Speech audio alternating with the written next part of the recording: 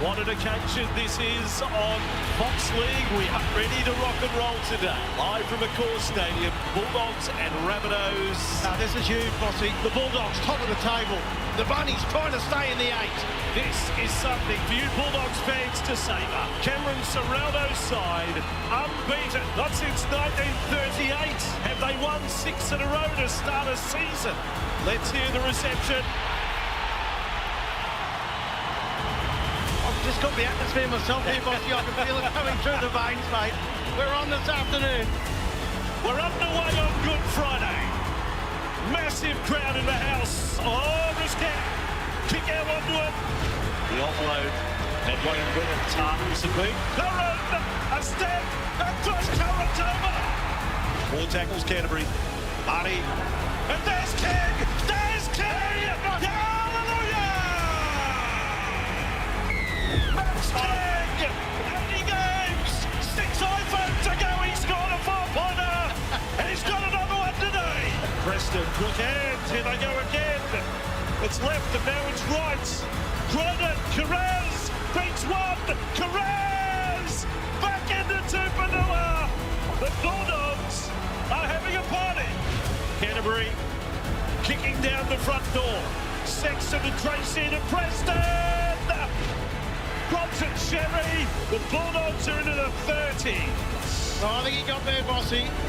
In 2025. You Dogs fans have a sign to follow who are a genuine premiership contender. Full-time. 32-0 Kent. Welcome back. That was our moment of the round, brought to you by Ford. What a win by the Bulldogs. 32 points to 0 against the South Sydney Rabbitohs after 7 rounds. They are undefeated, sitting atop of the leaderboard. Surely they are heading for the top 4 at least. Oh, lock them in, Braith. Lock them in. Oh. I think you've got to lock them in now. I think they're a certainty for the top 4. I agree. They're in my top 4. They wouldn't have had them in before the season started, but they made a believer out of me, Braith. Top 4 believer. bound. Are you on the bus? Oh, I've been on the bus for weeks. No, I have. You know I have. I bagged them the year they lost. They won 3 games. I bagged them for 1 year when that was the case. On Good Friday, I sat on one of those sideline seats, and to look at Canterbury. Was that VIP or was it? We watched it together. Yeah, we were on the sideline we together. were right on the sideline. Yeah. Okay. Now, you could feel the emotion in that football side. You could feel the hunger. Feel the hunger. You could, mate. You could see it. When you're right up close, energy's a better word, just the enthusiasm. There is no team that plays rugby league as ruthlessly as that football side. The only challenge, 65,000, the big wave of emotion, it's how they deal with that. But it's fantastic, and if it keeps on following them, well, that's going to keep them up. But at some stage, there's got to be just a little bit of a lull. But that's that's amazing. Amazing. I was out there. It was, you know, the atmosphere was just out of this world, and they delivered. I mean, they could have been intimidated by that, and they weren't. Their defence is just, it's A1. Like, it's tough, it's resilient. They're a unit, you know. They're working as one. That's when you talk about trust in the guy next to you and belief. And they're like Cameron Ciraldo, what a genius.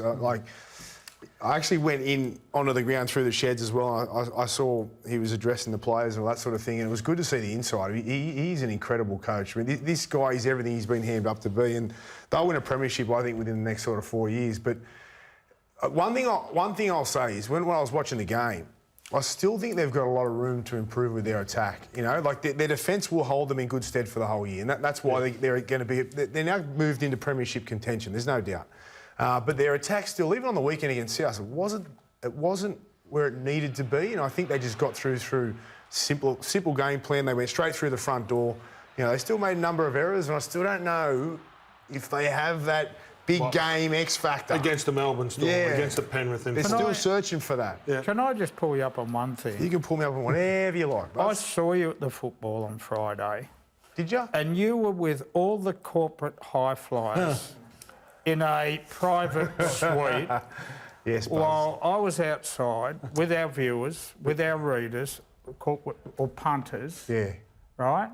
Mate, you ought to get that experience sometime. Seriously. Buzz, what are you trying to get to here? Well, I'm trying to say you're you've never sat in the corporate box? Why were you not in the box? because I hate corporate suites. You've got to So be. you've been in them before? I've been in corporate suites, and media boxes. Mate, you're better off being Gus out there. was up there? There was 65,000 people in the You're not there because atmosphere. Gus was in there. No, was Gus there, was he? Yeah. We Well, had a that good wouldn't have chat. been a problem. I was in the same room as in Las Vegas. Okay. I'm just worried about you, that's all. I'm worried about you just knocking around with high flies and still trying to work out whether it's Gus or Nick. He's back on again. Should I take it back to footy? Because go, I've got please. one concern over the Dogs, Braith. Yeah. And I've raised this before. It's just, I think, when the whips are cracking in September, I just wonder whether that spine, and I think the spine will dictate whether they win the comp or not. And I just think that spine, when you stack it up against Melbourne, you stack it up against Penrith, I'm just not sure if it's got the same... I'm with you. I want them to win.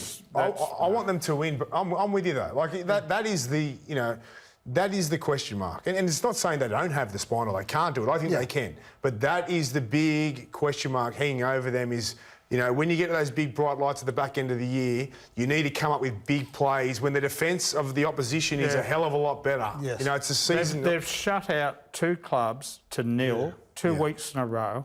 In those two games, 160 minutes, not conceded... September, Buzz. Hold on, conceded one You're line telling break. us things we know. No, well, I seem to have to try and make a point because you're saying they haven't So you basically think that achieved they it. do have the Mate, X they're knocking factor. off everyone without Kiko and Burton. They've got depth, they've got everything. You're making this very dramatic. It's not that we don't think they can do it. I think they can.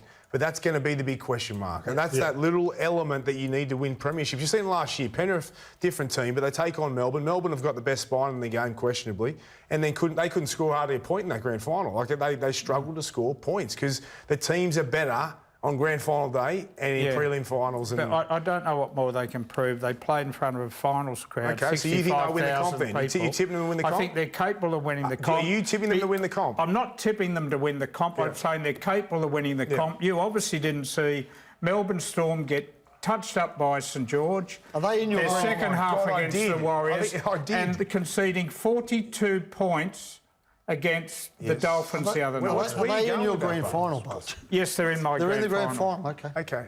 All right. So we actually agree, though, because I think they're capable of winning a comp too, just to get there.